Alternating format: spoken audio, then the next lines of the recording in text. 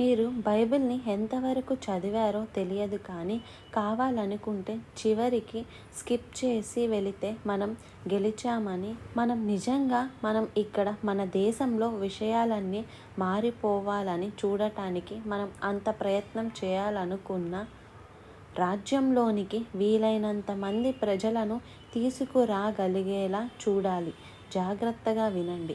మన చుట్టూ జరిగే ప్రతి దాని గురించి మనం చింతించిన అవసరం లేదు.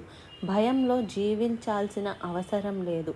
మరి వరి కానక్కర్లేదు. నెంబర్ 1, అది మీకు మేలు చేయదు. అది దేన్ని మార్చలేదు. బైబిల్ చెప్తుంది మనం విజేతల కంటే ఎక్కువ అని. అంటే అర్థం ఏమిటి? అంటే విజేత అంటే ఏమిటో అర్థం చేసుకోగలను కానీ, విజేత కంటే ఎక్కువ అంటే దాని అర్థం చూడండి. ఒకలా ఇది నా సొంత ఐడియా కానీ బహుశా